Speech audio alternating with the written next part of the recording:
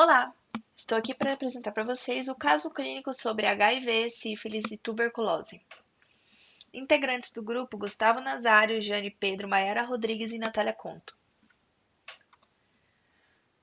Bom, o Bruno tem 25 anos, possui uma vida bem agitada. Ele passou as férias de dezembro com seus amigos, onde bebeu muito, fez sexo sem proteção e muitas outras loucuras. Durante a viagem, começou a sentir dor de garganta e tosse, mas decidiu ignorar isto. Ele retornou para casa para passar o ano novo com a família, já que sua avó tinha ficado doente. No dia 3 de janeiro de 2020, Bruno começou a sentir muito cansaço, mas achou que não era nada importante. Sua tosse não havia passado. Além disso, não parava de ir ao banheiro. Pensou que fosse alguma virose que adquiriu durante a viagem. Percebeu também um grande número de aftas, mas achou que tudo isso era normal, pois em sua vida sempre teve o aparecimento de aftas. Por mais que a quantidade fosse maior, ele decidiu considerar que não era nada demais. 3 dias se passaram e ele percebeu que o cansaço piorou. Notou que estava com uma leve falta de ar e calafrios, além de começar a suar durante a noite e que tinha perdido alguns quilos. Com isso, ele ficou um pouco preocupado e decidiu ir ao médico. Depois de 15 minutos no hospital, ele foi chamado pelo médico plantonista do dia, o Dr. Eduardo. Bruno explicou o que estava sentindo, mas não achou importante falar sobre seu trânsito intestinal anormal e sobre as várias aftas que surgiram em sua boca. O Dr. Eduardo ficou preocupado e perguntou se alguém próximo a ele estava com alguma doença séria, como a tuberculose, por exemplo, pois os sintomas estavam característicos e ela é uma doença que deve ser tratada de maneira séria e adequada. Bruno respondeu que sua avó estava em tratamento, mas que se recuperava bem. Explicando um pouquinho a tuberculose, vamos sair um pouquinho da história para entender melhor o que é a tuberculose. Ela é uma doença infecciosa e transmissível, que afeta prioritariamente os pulmões, embora possa acometer outros órgãos e outros sistemas. A doença é causada pelo Mycobacterium tuberculosis ou bacilo de Koch. Ela é uma doença de transmissão aérea e se instala a partir da inalação de aerosóis oriundos das vias aéreas, que pode ocorrer durante a fala, espirro ou tosse de pessoas com tuberculose ativa, podendo ser pulmonar ou laríngea, que lançam no ar partículas em forma de aerosóis contendo os bacilos. A Mycobacterium tuberculosis é um micro-organismo que passa a maior parte do seu ciclo de infecção em seu hospedeiro dentro de um fagócito. A bactéria evoluiu para bloquear a maturação e acidificação normais do seu fagossomo. A ativação mediada por citocinas da célula hospedeira pode superar esse bloqueio e uma série de respostas antimicrobianas pode limitar a sua sobrevivência. Depois que o Bruno falou que sua avó estava com tuberculose, o médico ficou pensativo, pois Eduardo havia visto um artigo onde pessoas poderiam ter predisposições genéticas para ter essa doença, devido a um polimorfismo nos receptores Toll-like, que desempenham um papel crítico nas respostas imunes do hospedeiro, ativando a produção de citocinas e moléculas microbianas das células T helper tipo 1, ou TH1, que estimulando uma resposta imune adaptativa protetora à infecção por Mycobacterium tuberculose. Pensando em todo o quadro clínico de Bruno, o Dr. Eduardo decidiu passar exames para investigar o que o paciente tinha, se era tuberculose, né? Ele solicitou uma baciloscopia direta, cultura de escarro e imagem. Falou para retornar em 3 dias com o resultado dos exames em mãos. E a baciloscopia direta, já que a cultura de escarro demoraria mais tempo para ficar pronta. A vida de Bruno. Depois de 3 dias, Bruno já estava começando a se sentir melhor. Com os resultados em mão, observou que havia dado negativo. Como não estava se sentindo mal, decidiu não retornar ao médico, pois acreditava que não havia necessidade. No dia 22 de fevereiro de 2020, o tão esperado carnaval, Bruno decidiu aproveitar o feriado. Saiu, bebeu, teve relações sexuais desprotegidas, o que era muito comum em sua vida. Depois de aproximadamente 3 semanas, dia 14 de março de 2020, reparou um surgimento de lesões em seu pênis e ficou com medo e decidiu ir ao médico. O médico, Dr. José Bezerra, o atendeu. Verificou que em seu prontuário havia uma suspeita de tuberculose, mas os resultados haviam dado negativo, o que deixou o médico desconfiado de outra doença. Quando observou a lesão no pênis de Bruno, foi possível notar que era um cancro duro, característico da sífilis. Bezerra começou a fazer várias perguntas, entre eles se ele tinha o costume de usar camisinha durante suas práticas sexuais. Bruno respondeu que não, alegando que o uso de camisinha o incomodava. Dr. José ficou preocupado e decidiu passar novos exames para Bruno, entre eles teste rápido de HIV, que podem ser feitos com uma amostra de sangue ou a partir de saliva, ambas identificando anticorpos IgG contra o vírus, e também a PCR para detectar o RNA viral. O médico lhe solicitou também a prova direta, onde foi utilizado o cancro duro como material e sorologia para diagnóstico da sífilis. Bom, explicando a sífilis. A sífilis ela é causada pelo Treponema pallidum. Ela tem sua transmissão através de relações sexuais. O treponema ele atinge o sistema linfático regional e, por sua disseminação hematogênica, outras partes do corpo.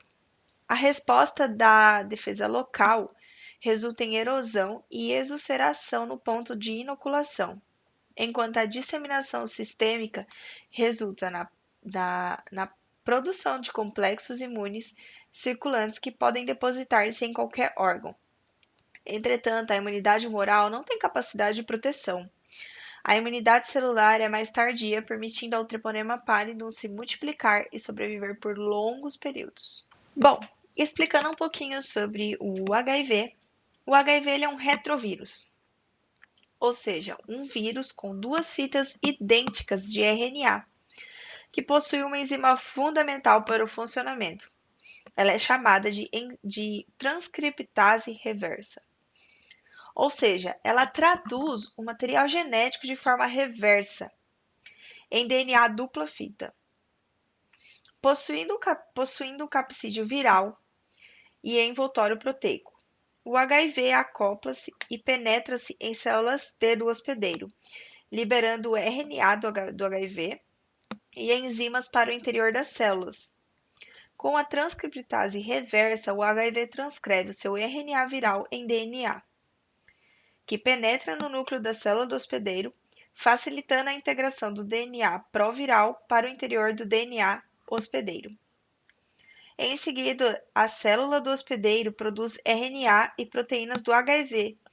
Essas proteínas são agregadas aos vírions e enviadas para a superfície da célula. A protease do HIV cliva as proteínas virais, convertendo o vírion imaturo em vírion infeccioso. Voltando um pouquinho para a consulta, para explicar o processo, o Dr. Eduardo ele havia solicitado esses exames, pois os sintomas do HIV são parecidos com o da tuberculose.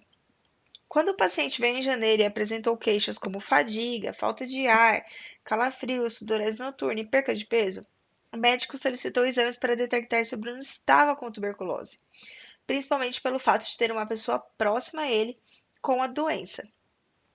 Como ele não retornou ao médico, não foi possível investigar outras possíveis doenças. Diagnóstico da sífilis. Após uma semana com os resultados em mãos, Bruno apresentou os seguintes resultados: VDLR positivo e ELISA positivo para sífilis. E no teste direto foi possível observar Treponema pallidum, confirmando o diagnóstico para sífilis. A sífilis é uma doença sistemática e de transmissão sexual vertical e sanguínea causada pela bactéria Treponema pallidum. Ela é classificada em 4 estágios com suas manifestações clínicas. Primária é a presença do cancro duro. Secundária, manchas pelo corpo. Latente, não apresenta sintomas. Terciária, lesões cutâneas, ósseas, cardiovascular e neurológicas. O Bruno apresentava a lesão primária para a sífilis, ele tinha o cancro duro. Diagnóstico do HIV. O teste rápido para o HIV deu IgG positivo e na detecção para o RNA viral deu positivo para HIV-1. Em relação ao HIV, há dois tipos, o 1 e o 2. Embora não se saiba ao certo qual a origem da infecção, saiba-se que é uma grande família de retrovírus e que relacionados a eles estão presentes os primatas, não humanos. Todos os membros dessa família de retrovírus possuem uma estrutura genômica semelhante, apresentando homologia em torno de 50%. Além disso, todos têm capacidade de infectar linfócitos através do receptor CD4, que são as células-alvo. Compreende-se o início da infecção com a ligação do vírus às células-alvo, com intermédio do principal receptor para HIV-1 e 2, o CD4. Com interação à glicoproteína GP120 e quimiocinas, ocorre alteração conformacional que facilita a entrada viral. Todo o processo é facilitado pela glicoproteína GP41. A coinfecção de HIV e sífilis. Com resultados em mão, o médico deu o diagnóstico de coinfecção entre HIV e sífilis. Isso pode ocorrer devido ao aumento da suscetibilidade às infecções ou consequência do estado de imunossupressão, ou até mesmo resultar da interação de ambos fatores. Estudos mais recentes sobre a coinfecção HIV e sífilis têm mostrado que a sífilis é a principal IST associada ao HIV. A base do cancro da sífilis primária é rica em linfócitos T e macrófagos, que são os alvos primários do HIV. Outro aspecto importante é o fato de pacientes com úlceras genitais apresentarem aumento de excreção de RNA do HIV-1 no sêmen. A expressão do receptor CCR5 dos monócitos é aumentada devido à lipoproteína NTP47 do triponema pálido. Com esse receptor é utilizado pelo HIV-1 para invadir e se replicar no interior dos macrófagos, isso aumenta a replicação do HIV nas células infectadas. O tratamento. Dr. José solicitou como tratamento a penicilina, em uma dose única intramuscular de penicilina benzatina de 2.400.000 unidades, através da via intramuscular, para o tratamento da sífilis primária. Já para o HIV, foi solicitado o uso de terapia antirretroviral, para evitar que o vírus se replique no organismo, não ocasionando um enfraquecimento do sistema imunológico, para que dessa forma o tempo e a qualidade da vida de Bruno aumentem.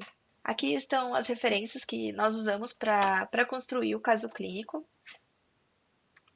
E é isso, muito obrigada.